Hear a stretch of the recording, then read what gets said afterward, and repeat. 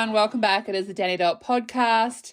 I was recently asked you guys if my podcast has a subject or a topic, and I was thinking, oh, for heavens, it doesn't sit with the true crime stuff. It doesn't have its own pocket. I promise you, I am here to talk about anything and everything. I throw some topics out there every now and then, but you guys just like when I talk about stuff, stuff that's happening in my actual life. So, yeah, look, huge response to the Hawaii #1. It wasn't really Hawaii. I felt bad. I was like, oh, I've lied. I think it's just this really natural flow-on effect. Yes, I ended up in Honolulu. However, there was the preemptive stuff that ended up in Sydney that I just wanted to talk about. It was fun. It was like anything outside my everyday life of living in Central Otago is worth mentioning, because when you leave that bubble, just like everything just goes. I don't even know. It was wild. Anyway, this is podcast #2 for the Hawaii stuff. This is where we're going to get into the real nitty gritty bits and pieces as to what happened on the trip, how it all sort of panned out. I was making a wee note about obviously what we did on those first 5 days. I've categorized it into 5. And I felt a little bit bad because I was like, yeah, as much as we did a lot of things, I also spent a lot of time at the beach and at the pool. The Alawahani resort that we stayed in Honolulu had the most stunning amenities. I mean, we paid through the nose to stay there for 10 days. And sometimes I think, why were we there for 10 days? But at the end of the day, I could not fault a single thing, and I loved the resort so much. I mean, the check-in staff are a little bit scratchy at the best of times. Yes, talked about that previous pod. But it just, I don't know, had this really weird sense of like relaxation about it. And when I was writing down what to talk about this pod, I was thinking, there was a lot of like really slow, relaxing days. So obviously, I'll kick into it. I've got a few things to mention at the end of the pod, so we'll come around the block about that.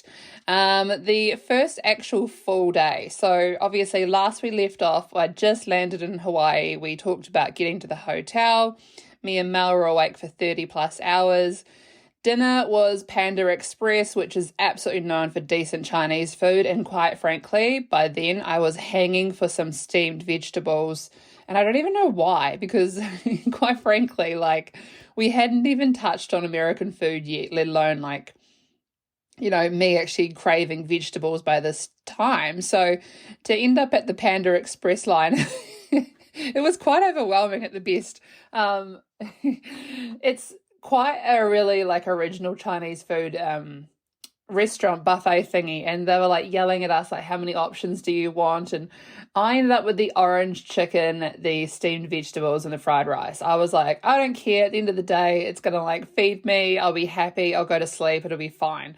And it was just huge portions, and I'm like, holy shit, this was only the medium. Like, oh, so annoying. So already I'm like, it's going to be a lot of food this trip, and I know that it's going to be like this. So we woke up that morning after a great sleep. I think we slept from like 10 p.m. to like 9 a.m. So it was a decent whack. And my legs were just like aching. Like there was just so much. I mean, it was post-flight. I was like, ugh.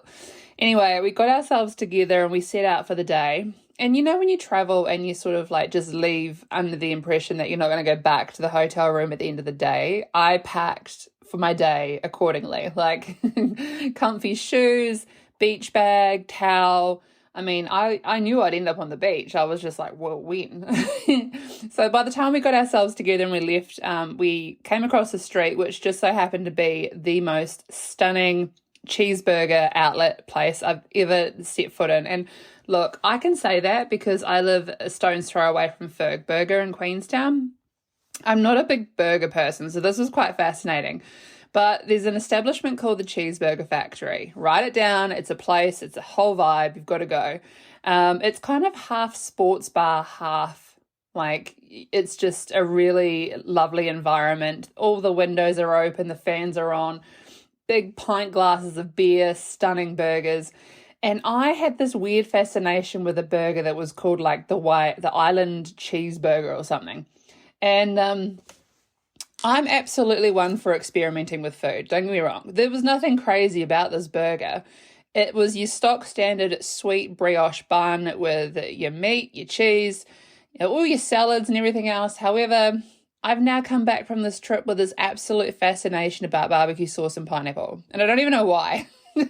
I know it comes from that burger, but why have I ever thought of that pairing myself? Because quite frankly, the burger fell apart in my hand. It was massive, and I just remember just enjoying all those flavors. I was so in my element.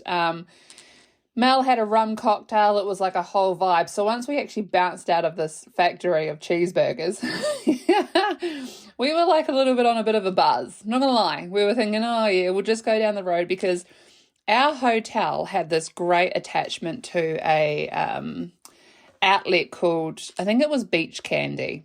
And if you stayed at Alawahani Resort, you could go down the street, another hotel a block along. There was an outfit called Beach Candy where you could redeem your room number for credits to hire chairs and umbrellas on the beach. And we thought, yeah, that'll be cool. We'll grab some chairs. We're only on the way to Beach Candy, and a guy came at us on the pavement and just said, hey, are you guys interested in doing some tours? And of course, it was always on the cards that we were going to do some tours. We just didn't really look into it that much. We were thinking, if it naturally happens and we book something, well, so be it. This guy, it just happened to be fun. He got the vibe. He was really informative. So we went into this office, and mind you, there are a lot of people that are offering tours out on the street. Do not pay anything if you're on the street. Go into an office, like an actual premise.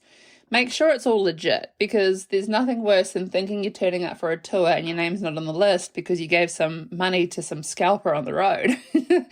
So yeah, we had a couple of drinks. We were just like vibing this whole tour idea. And he sold us the plan to go on an island tour. And I thought, well, that's all good, because that's, 9 in the morning till 1 in the afternoon of us, ginning around the island and seeing things. Whilst we were sitting there, we obviously said we wanted to go snorkeling and see some turtles and some ocean life and everything else. This random chickie who was just sitting behind us, she's a staff member, she turns around and she says, how do you guys feel about making some money while you're here? And I was like, well, I'm not going to throw a leg out on the street if that's what you're asking. But no, we were asked about attending a timeshare discussion for Hilton reservations. And quite frankly, $120 is a shitload of money when you're traveling in that country and it's free. So we locked in.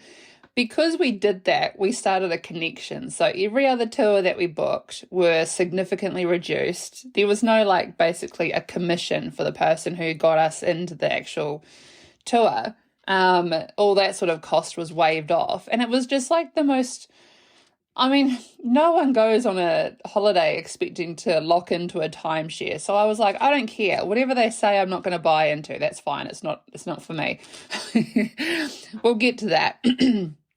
So once we ended up with this whole big itinerary, and it really was, we had locked in for this Circle Island tour, this Hilton reservations thing, and there was discussions about the snorkeling situation.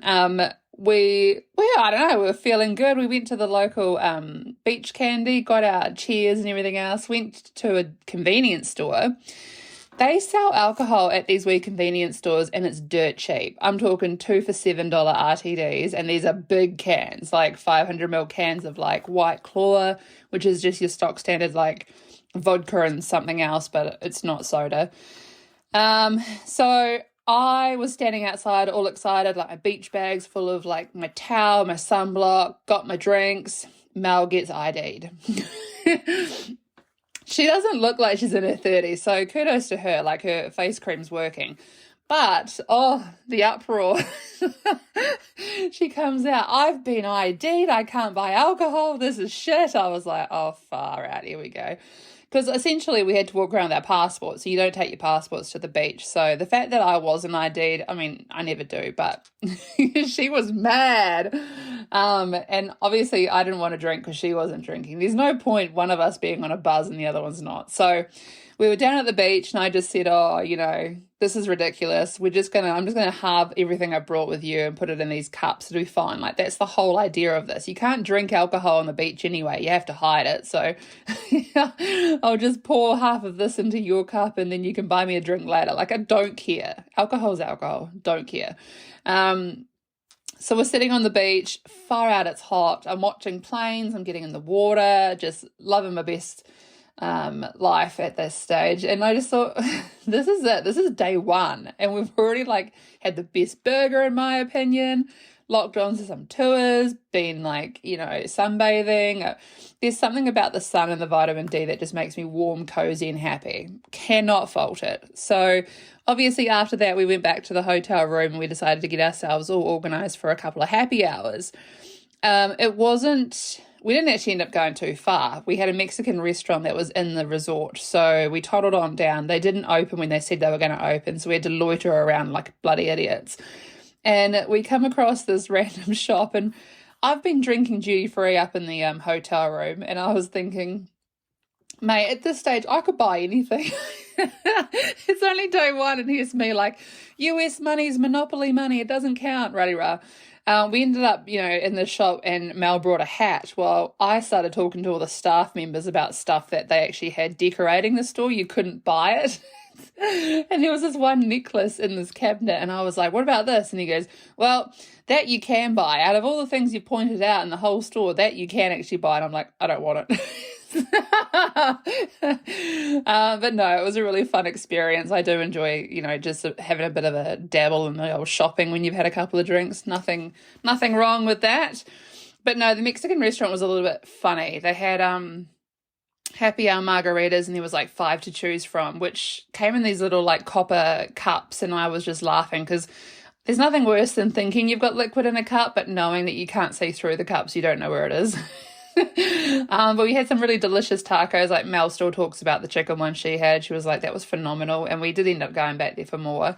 But we toddled on down the street a little bit. She'd come across this menu on the side of the road that was talking about how great the pasta was, and I walked up to this establishment and I was like, nah, this isn't going to be good. I feel it in my loins. And I gave it the benefit of the doubt because I'm open-minded.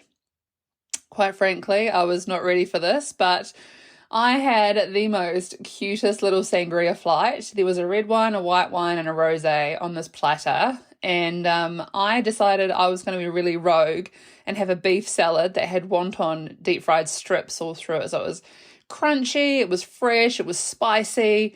I was just happy. And it was like, what a way to end the night. Well, the night didn't stop there. Of course it doesn't. As we were leaving, I told the waiter dude, I was like, I'll come back on Thursday for happy hour, because happy hour really was happy hour, and it was $6 sangrias as opposed to 12 or 13. However, as we were walking out of the establishment, I found a sandwich board that said something about cannabis or edibles or something like this. And I don't know why I did this, but I started like talking to this random guy on the side of the road. I talk to everyone when I travel. If you have the opportunity to go with me somewhere, don't, because I'm a little bit of a chatty Cathy, if you know what I mean. And we followed this guy. God, why am I telling this story? We followed this guy down this dark alleyway, and he's talking about his like stand and how he's, selling all these things with his son. And I take one look back and I just see Mel freaking out. Like, she's like, don't you fucking dare, Dani. Don't you touch anything. Don't you buy anything. I am on blood thinners. You guys know this. So there's absolutely no opportunity for me to smoke pot or use cannabis, THC, CBD. Can't do any of this. So I was just drunk, and I was just talking to him about different products. It wasn't like I was going to buy anything. And I think Mel was like, if you think you can take something on that plane out of here, you're bloody wrong. But just looking back at her face, she was panicked, you guys. Like, she knows me and she knows that I'd buy random shit. But quite frankly, it was only day 1 of 10. So if I did buy something and use it, oh, God, what a shit state. No, but I didn't. I was just asking questions because I find it really interesting that these countries are so lucid on these kinds of things. And it's just in a dispensary type environment. You can just rock up to a booth and just buy edibles. And the guy was like, oh, if you buy, what did he say? If you buy these blunts, I'll throw in 10 edibles and you just take the edibles before you get on the plane. Well, no, I'm not going to do that because I wouldn't get on the flight. But yeah, it was just, I hope that one day New Zealand or Australia becomes a little bit more loosey-goosey in the things that help people relax, because essentially it is natural. It's not dangerous, low dosage, who cares? But they have these drops which are taking off right now, which you put in drinks, and they're called garden gummies. I can't even remember the name of it. It was like Drink Amore or something. And he was like, oh yeah, if you've got a glass of like gin and tonic, you just put a couple of these 5 milligram drops in and you'll just like relax. And I'm like, far out. Like, there's relaxing when you're having a cocktail and then there's falling asleep. And I'm pretty sure I know which one I'd be doing. But no, I find that all that kind of stuff really interesting, and I do express that quite openly. So I'll never forget looking at Mel. Don't you fucking touch anything, Danielle. I know what you're like. Sorry, Anne. But no, that was the end of day one. We had so much had happened. Like, it was just such a relaxing vibe. I really enjoyed just, eating delicious food and exploring, but also relaxing. That time spent on the beach and we weren't even near waves. We were in this like environment that had a area that the water would come over this wall and then it would just stay quite mellow. So you just float around instead of being like taken with the waves and stuff. So it was so lovely. I still remember it. Day 2 was the weird kickoff, the tour of the island, circle tour. Couldn't for the life of me tell you what time it started. I feel like it was early because a couple of things we did do was quite early, but maybe it wasn't. We had a really random tour guide called Noah. There was another Kiwi on board the tour with us, so he was actually quite late for the bus, so we had to do a loop around the main streets and come back, and he was there, which is great. I think he was from the North Island, from Napier. Lovely guy. But I've already done all this kind of stuff before. I've been on the island tour, and I went in 2016, so I was pretty familiar with all how, it is when you leave Waikiki, just how green and spectacular the scenery is. Essentially, it is somewhere where they film like a lot of movies. I'm talking like Adam Sandler's Never Been Kissed. Oh no, not even that one. Like the one with Drew Barrymore. Oh, she's in all of them. But like Jurassic Park and all of that. So I knew exactly what to expect. However, by the end of the tour, the jet lag had definitely sunk in, and I had like this weird drowsy feeling. I was feeling like oxygen wasn't circulating around my body. I was just like, I'm going to fall asleep, and I don't mean to fall asleep. Like, I've fully had a Red Bull this morning kind of thing. But yeah, we got to the top where the North Shore is, and I love North Shore for the pipeline waves and all the like turtles and stuff. Everything's just so island up there. However, we had this horrendous prawn shrimp meal thing, which they talked up like it was the best goddamn thing in the world. And then, man, I was disappointed. Turfed the whole thing in the bin. I was like, that was disgusting. And that's coming from someone like me who's really big on seafood, eats a lot of it when I can. But yeah, they were like, oh, you can have normal prawns, you can have garlic prawns, you can do tempura prawns. And I'm like, fuck, this would be cool. Yep, vibing. Gonna have all the prawns. Shittest meal ever. And to be quite frank, I was sitting next to like these Japanese people who, I don't know if this is like a natural thing, but it made me feel really uncomfortable. They would put the whole prawn in their mouth and then regurgitate what wasn't meat. So obviously these prawns didn't, they still had legs and antlers and shit on them. And then they would just like swallow the meat and spit the shell out like a duck or like a bird regurgitating. And I was horrified, you guys. Like, if my mouth doesn't say something, my face does. So I was looking at them like, are you kidding me? I mean, you're in a public place, but like, I feel as though it's almost disrespectful to eat like that. I don't know. I felt real off about it. So yeah, and the rice was all kind of like, not sticky, but just real soggy and yuck. So it was not something I'd go back for. If anyone tells you the prawns or the shrimp or whatever on North Shore are amazing, I know exactly where they're talking about. 1 out of 10, don't recommend it. And it's $18 for 4 shrimps and 2 balls of rice. I'm like, no, we're not doing that again. But yeah, we went to this really weird shrine thing. I think it was like inside like a graveyard thing where there was like Japanese people that were buried, and apparently a site was $1 million. And every Sunday they replenish the flowers on the site or whatever, and it was so random. I'm like, who pays $1 million to bury someone there? Like, it's so random. But then the shrine itself, I was more interested in the rogue pigs that were roaming around. I was like, why are there baby pigs roaming around? It's so weird. Someone's paid $1 million to bury their loved one here, and there's pigs running around. It's crazy. We did have a really strange incense situation. You're supposed to like put this little stick thingy inside a candle, light it, and then put it in this jar thingy and think happy thoughts, or, you know, I don't know, positive thoughts for the year ahead or some shit. Anyway, Mel's incense stick thingy went wrong, and we were walking out, and I said to her, "You good?" She's like, "Nah, I've got to go back. If I don't go back, I'm going to feel like I'm going to have bad juju for the rest of my life." So she takes her shoes off again and runs back in to do it again. And this random lady comes up to me and she goes, "You can't leave your shoes there." And I was just like, every ounce of strength in my body was wanting to say, "Me no speak English." Because I was like, they're not my shoes. But yeah, we got told off because I was being like insensitive to the fact that we were at a shrine. I don't even know what the shrine was for. Everything on that Circle Island tour, it just cracks me up because I thought it was one thing and it wasn't. So yeah, I don't know. There's a few dodgy, scary parts of this that I'm like, what was that? Don't ask questions that didn't happen. But no, it was kind of a weird Circle Island. I feel like he cut corners, old Noah. He repeated himself like so much. I didn't really learn anything. Even though he was repeating himself, I was jet lagged and I don't remember my left from my right at this stage.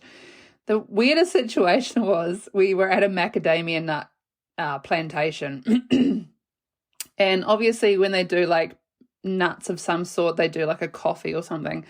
So it's stinking hot, like 29 degrees, high humidity. We're in this forest eating these chocolate-covered bloody macadamia nuts, and there's cats everywhere. I'm thinking, why are we here?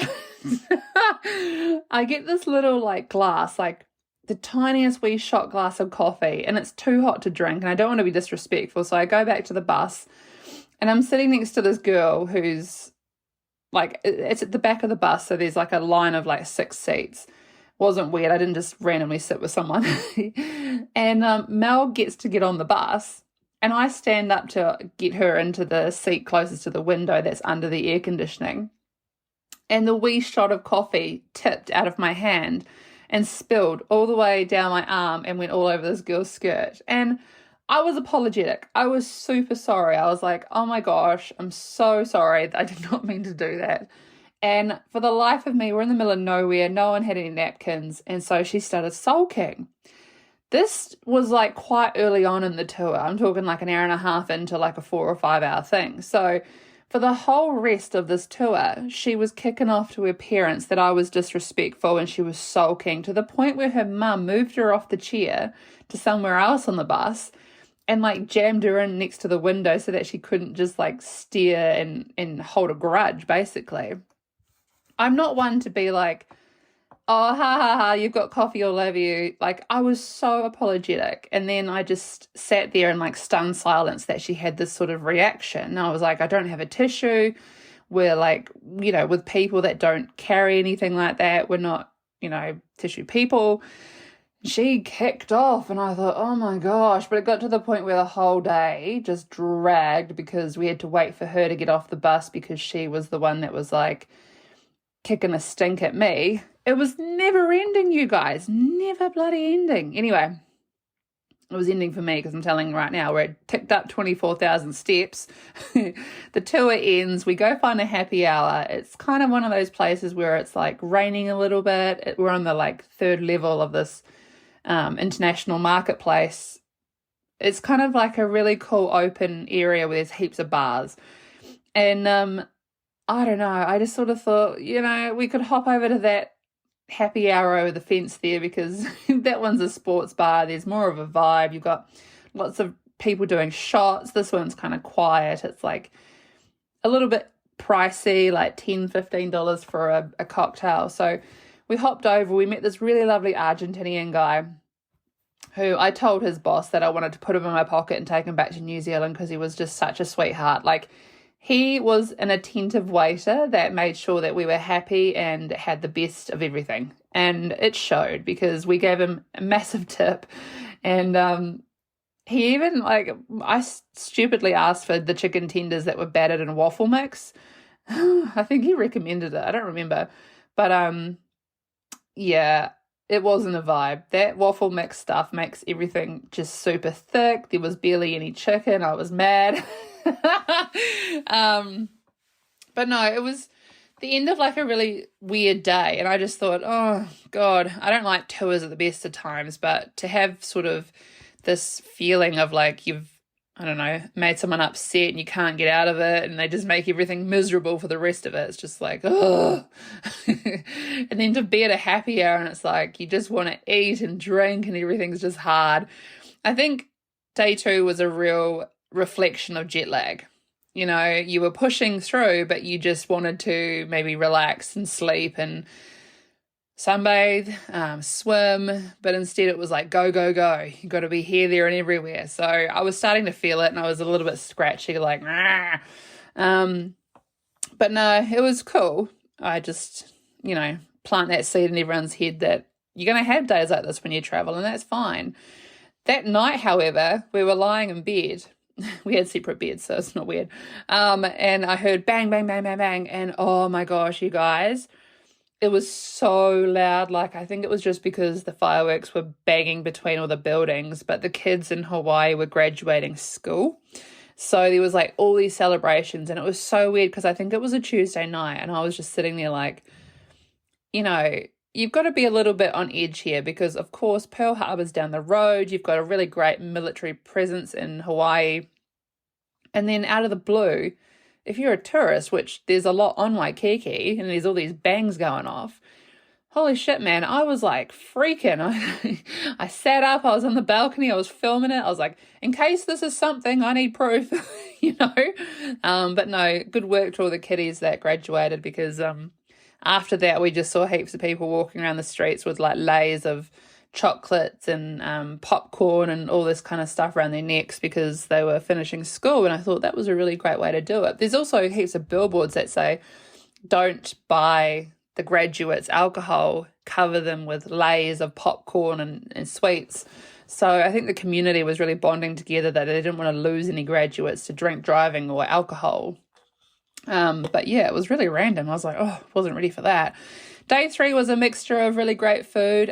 We went to breakfast at a bakery that was, again, up on International Marketplace, which was kind of our go-to environment. There was maybe 5 levels of different eateries and shops and stuff like that. It was kind of the hub. I had a really fabulous sweetbread croissant that had a stacked filling. I'm talking avocado, cheese, I think it was ham. I felt like I was on the safe side when it came to food because I was like, okay, this is cool. At the end of the day, it's just like a salad and a sweetbread. We're fine. We're good. But yeah, it was delicious. It was just so ridiculously huge. I don't even know where the Hawaiians or the American people think the food volume needs to be like what it is. It's crazy.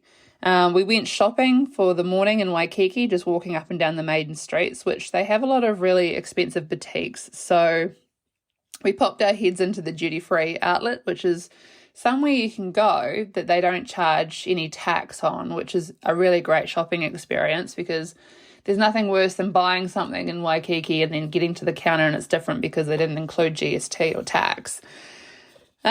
We spent most of the afternoon at Swell Pool Bar, just sunbathing and chilling out. And then that night we decided we were going to do Cheeseburger Factory, which if you're a fan of Big Bang Theory and big American shows, Cheeseburger Factory is like the eatery that everyone attends. Like, not a word of a lie, 2 out of 10, don't recommend. Is that bad or what? Like, oh, I don't know. I feel like it was doomed from the second that we were getting into the establishment. Cheesecake Factory in Waikiki is a really massive restaurant. Like, we went down hallways and hallways before we got to our table and chairs, and there was a lot of people in there. I was thinking, how on earth are the waiters keeping tabs on this? They all have their own sections, don't get me wrong. I understand the whole dynamic of it. However, I ordered the Long Island iced tea. I said to Mel, let's just go all out with this. This can be our like really cool dinner that we're going to enjoy, because the menu is like 40 pages. You got 3.5 A4 pages just of cheesecake flavors alone. Like, it's going to be good.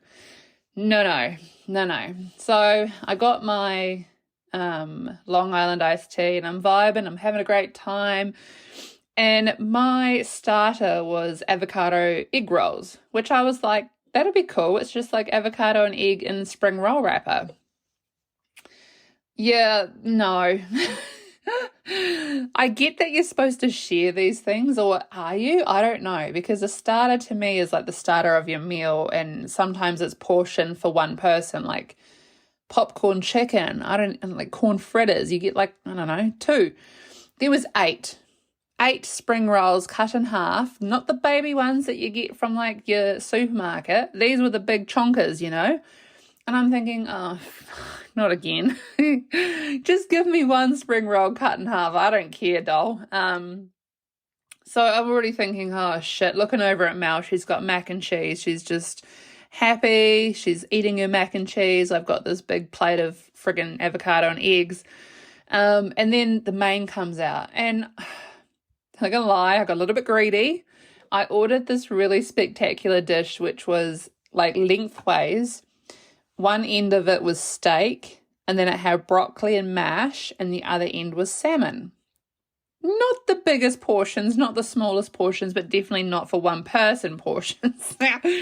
So once we got through all this food, and like I was struggling, like it wasn't even that great. I took photos of it, but it looks miserable. Like mass produced is what I would say.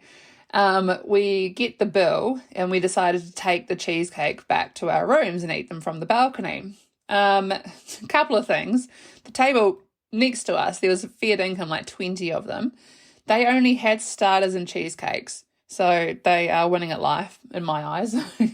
Secondly, the bill for myself was 82 American dollars, which with tip came to $95 American, which was near enough 130 New Zealand dollars for quite easily just like a stock standard 3-course meal with a drink, unhinged. And it was so unnecessarily big. I mean, Mel paid an extra, I think, $10 for broccoli because she was like, I just want to get heaps of greens.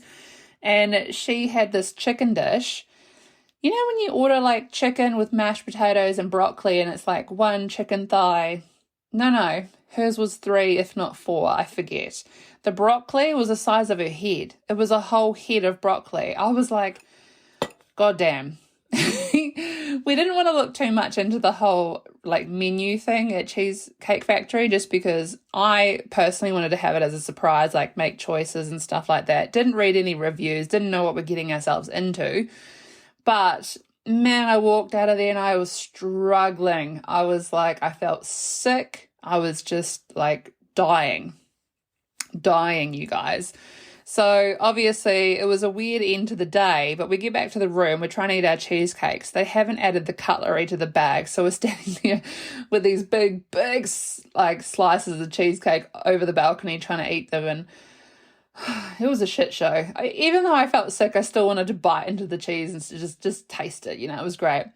I went to go top up the ice bucket in the room so that I could have a drink, just relax, rah-de-rah. Try and survive this like stomach cramping ordeal because my body's like, too much food. When I go to the elevator and there's this guy who's like checking out and he's got this box of alcohol and he just says to me, oh, we're about to go and check out and I was going to leave this to donate. And I was like, oh yeah. And he goes, do you want it? And I just stood there, my eyes lit up, because that vodka bottle was still sealed and it was 1.8 litres. So I grabbed this box, come running back into the hotel room, just laughing my head off. The bottles were all clanking around. Mel's like, what the fuck is happening? I burst out laughing. I just got a box of alcohol. There was 2 bottles of rum, 1 big bottle of vodka. And I'm sitting there and I'm thinking, I don't need to crack any of this tonight. Like, I'm way too, past it now. So went down and got my ice bucket and continued with my wee duty free, which it wasn't even duty free. On the first day we went to the grocery store. So it's from the grocery store.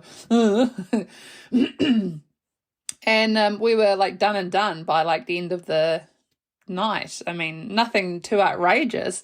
I feel like the more I talk about this, it's quite obvious that when you were over there, day drinking is the way to go. I never saw a nightclub. I have no idea where they are. Everything is day related. You drink, you swim, you drink, you repeat. You don't go out over the night. But then it makes sense, because if you're a traveler and you go out partying in the evening and you sleep during the day, you miss major things, exploring, trying new weird foods when the restaurants are open, that kind of stuff. Makes sense now that I think about it. So day 4 rolls around, and of course this is where the Hilton free money comes in. We were swell sunbathing up at the pool bar in the hotel for the morning, which was really great. Had some really cool beef sliders. Again, I think it was $15, and I thought it was going to be 1 or 2 beef sliders with some chips. No, it was 4. And that was ordering off the kids menu, I might add. And we got ourselves ready and started to put ourselves together to look a little bit more fancier, like we were actually going to go to this Hilton thing with the idea that we might walk away with some investment property or a timeshare or something stupid. We get to it. We actually have to pretend like we don't know each other, which is funny because we both got the same Uber. We get there, and all of a sudden the guy was like, oh, do you guys know each other? And I was like, nah, never met her in my life. We sat in different areas of the auditorium, and he was going around the room and he was asking where everyone's staying, and I was sitting there far out, you guys, I don't even know the name of other hotels, let alone where we are. So I just threw a name into the mix. I just thought, I think I said nah, I can't even tell you what I said, I don't even know, but I had to say it different to what Mel was going to say because we were at the same hotel and didn't want them to catch on. There's a whole, when you sign up to these things, they give you a rundown as to what you should say so that you both get vouchers to the value of 120 as opposed to going as a couple and having to split it. We're not a couple, so that it was easy, but it was more fun to have a voucher each than to share. So, yeah, it was weird. It was kind of 3 hours of listening to shit. And honestly, once they started dissecting just how much you had to put into this, I mean, I flat out declined quite early on. I was like, nah, this is not for me. I don't want to feel like I have to take vacations just to keep, costs down and just to keep my travel paid for. It's I don't really know how to describe it. It's not a timeshare and it's not like an investment property as it is. You put money towards holidays every single year and they give you that converted into points and you go on vacations with your points. But the actual upfront cost was so expensive. You had to pay it off within 5 or 6 years and then it would be beneficial to be a part of this club. I was like, you know what? It makes no sense to someone that's honestly just here on holiday and doesn't want to commit to this kind of bullshit. But also, it's in US dollars. So, okay, I go back to New Zealand and I think I'm on this really great opportunity when, no, you're getting rinsed. And the places that they have these Hilton hotels are not really in the Southern Hemisphere. And they're saying, oh, they're going to start ticking them up into, 2025, 2026. Honestly, if you're going to go places like Thailand, Vietnam, Asia, that kind of thing, you're not going to want to stay at these types of places where they're like, oh, it's just a studio apartment, but at least it's clean. I'm like, the whole experience in traveling through Asia, and don't get me wrong, I've traveled most of the way through Bali, is you get these weird rooms and it's like, well, I didn't pay through the nose for it. I mean, I've stayed in some really lovely places and they've been $20 a night, so I couldn't justify it. But also, like, the better resorts seem to be in America and Canada and Hawaii. And I was just like, oh, I'm barely surviving getting here as is, let alone having some sort of membership to have to keep coming back to use it. So I bombed out early, but I look over and Mel's like actually gradually getting sucked in, like not in a negative way. The guy that she had was really convincing. My guy, I felt really bad because it was the end of the day and I was just sitting here like, nah, don't want that. And he wasn't getting any commission out of it, but he was trying his very best. What's really overwhelming, and I actually made a point of this because when you go to leave, you have to do a survey like face-to-face with what they could do better, which is extremely intimidating. I ended up saying, it's one thing to have old mate who started this conversation with me think that he's going to get something out of it, and then when he knows he's not, to bring in another person that's considered the big gun to talk to me into like joining. But then when I say no to them, they bring a third person in and they try and drop the price like a smidge. It's a bit shit. And you just feel like people that are attending these things on vacation can get really like influenced, I suppose. And they're just sitting there like, oh, it would suck if you came back from holiday and you could not pay to be a part of that anymore and you're locked in. Like, and they had your details. Oh, I couldn't think of anything worse, you guys. So yeah, it was a weird experience, but who cares? I got $120 out of it for listening to them twaddle on about how good Hilton is, which I don't even think it is that good. I don't know. They had free food too. I enjoyed that. I had some cookies and some chips and some Coke. If anything, I was like coming away winning. I had my 120 and my sweets. Oh, happy days.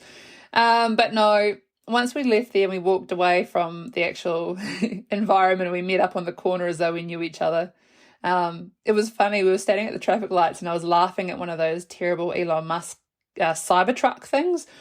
And this guy that was in the seminar next to me, he came up behind me and he was like, oh, you're the Kiwi girl. And I'm like, uh-oh. He was like, oh, do you guys know each other? And I'm like, uh-oh. So we had to like act dumb again. It was quite funny. We found our way to a beer house thingy. So we had to get to this really cool happy hour and wait 20 minutes to get in. But once we were in, we had this big debrief about the whole experience and it was weird. So what better way to top it off than with a hamburger and a beer, I suppose. That night was quite cool though. We went to beach fireworks. It's funny watching people like freak out about firecrackers. I just stand there and I'm like, what is even good about them? I suppose I've seen the Sydney New Year's Eve fireworks. Everything else is like pittance now. I'm like, whoa, cool, lights in the sky. But no, that was a weird, eventful day. It started off slow with my croissant bakery thing, ended up with free money and some fireworks, so didn't hate it. Day 5 was a morning at the beach, which I was super excited about. Just a couple of hours like sunbathing and, just admiring where we were situated. I was like, yes, we're on Waikiki Beach. Yes, the sand's between my toes. I'm putting sunblock on and it's all over my skin. It's just like the best feeling. Couple of hours there and we decided to go have Macca's for breakfast, which cracks me up because Macca's was opposite the hotel the whole time. And it took us 5 days to actually get there and actually eat from a takeaway outlet. We'd eaten from restaurants the whole time. I was like, oh, I swear to God, if this portion of Macca's is going to be massive, I'm going to hurt someone. It wasn't. I had the stock standard quarter pounder with chips and a drink. The drink cup was big, don't get me wrong, but the chips and the burger was just the same. So Mum only asked me that the other day. She was like, did you even eat at Macca's? I said, yeah, it was nothing. That's why I didn't talk about it. It was average. We were sunbathing at the pool that day after that morning at the beach, which was really cool. The actual attendant lady from the pool who comes around and takes your orders while you're sunbathing, she never came and said hi. So maybe she was having an off day, but we didn't end up having any drinks at the pool bar just because we never got attended to. It's fine. Don't take my money. We went back to the hotel room and we ended up on the Happy Hour Waikiki website. If you're going to go over to Honolulu, please take a look at the website. It's the funnest thing.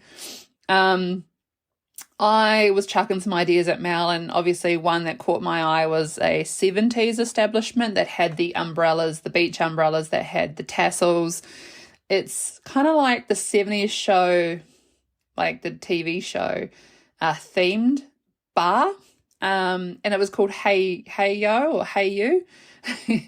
So we had a couple of drinks at the hotel beforehand, just because happy hour hadn't started by then. And we even walked down the street with ice in our little Coca-Cola cups that we'd flogged from the hotel. And we had them filled up with alcohol. And we got lost, couldn't find the actual establishment. It's in a hotel, so you actually had to walk through it. No, we got totally lost. The best day, hands down, has got to be day 5. Honestly, beach, Macca's, breakfast, sunbathing, pool, happy hour, hey yo, hey you, strong margaritas. Oh my gosh, we were just having such an exciting time. We had some D&Ms at the pool, like drunk, meaningless chats. We met some people. The bar staff trusted me with a Jason Momoa vodka bottle to take some photos, like a photo shoot. I was like, I don't care, I could do this at home. I have the vodka myself. That's not the point. They let me hold it. But no, it was just really good, strong drinks that was so cheap. And there's nothing better, but the fact is, you guys, you don't sit at the bar on a stool. You swing on the bar because the bar is surrounded by swings. So the most outrageous best experience. I was smiling ear to ear. It cracked me up. The guy behind the bar was just weird. Had a lot of chest hair, freaked me out. But on the way back, when we were leaving, we got locked in the toilet. I banged my head on the door handle because I dropped the key. We were leaving and we came across a girl getting a tattoo in a very open environment. Just, I don't know, this shop had this window open and she was just lying there getting a tattoo. So Mel's like, looks really good. And I was like, quick, keep walking before we end up on the table ourselves, because I was going to get a tattoo while I was over there. We're wandering along and we come across this random establishment that sells donut holes. I don't even know what the hell those are, but we got a bag full of them and they were the most delicious, like dreamy pastry, cinnamon-filled bloody things I've ever eaten in my life. Toddling along, we came across this weird, like super beautiful market that was in a high-rise. We go in, it's the most bougiest supermarket I've ever seen in my life. Just everything's fancy. I mean, if you wanted to make a cheese board, it had the best cheeses. It had pre-made poke bowls, which is like acai bowls but with seafood. The most freshest Chinese food. They had like, words fail me when I talk about this place, because we were at this weird like heating drawer thingy and they just had filled it with dumplings, pork belly, dim sums, samosas, mac and cheese, all these little things that were like individually portioned, and it was like $3 and $10, and you know, you just buy whatever you want and you just take it back to your hotel room and eat it. It was like the most cutest way to buy dinner, I suppose. I went on a bit of a hiatus. I brought Jason Momoa's water. I found that in there. I was so excited. But yeah, we were a little bit drunk, so I'm lucky we got out of there spending as little as we did, to be quite honest, because it could have taken a left turn and I would have ended up with a whole bunch of souvenirs. I mean, there was, you know, Dwayne Rock Johnson's energy drinks. You've got Kendall Jenner's tequila. I was just standing there like, if anything, America's really big on like celebrities promoting stuff. So of course I'm hyper aware of what they sell, and I was just enjoying, I don't know, I was like, what do I want to try first, you know? So it was such a cool 5 days. We had done so much, but still relaxed a lot as well. Took all this food that we got from this market back up to the balcony and continued having yarns. Just, I think it's one of those things when you've had a couple of drinks, it's just fun just to sit and talk, and could not even tell you what we even talked about. Not that it wasn't important. I think we were giving each other like a lot of constructive feedback about life in general, but it just opens a can of worms, because it's like, yes, fun, safe environment, under the influence, chats. Anyway, those were the first 5 days. I hope you guys enjoyed listening.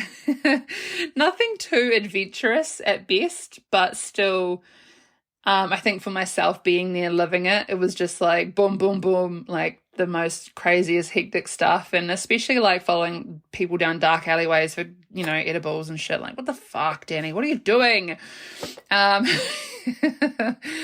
I got an email the other day from the podcast provider Buzzsprout that said, "You've had someone listen to your first 10 podcasts from start to finish. Congratulations. Wish them well." And I was like, what? Who was it? So whoever that was, if you're listening now and you listened to like 10 episodes in one go, Buzzsprout wants me to congratulate you on joining us. Hi, I'm Dani. I've just got back from Hawaii. I've got some stories to tell. But if you guys want to give any feedback, please do. On the Spotify at the very bottom there, it says, what do you want the next topics to be? I'm not running out of ideas. I just want to know what the trends are and what people want me to deep dive on, because there's no topic here. I think I started off with this at the start. I am very flexible, but I do enjoy having a yarn. So with all that said, wait for podcast number 3. That is the other 5 days and parts of my time in Brisbane, catching up with my family. I wish you all the best rest of your weeks. Take care, and I'll talk to you again soon. Bye.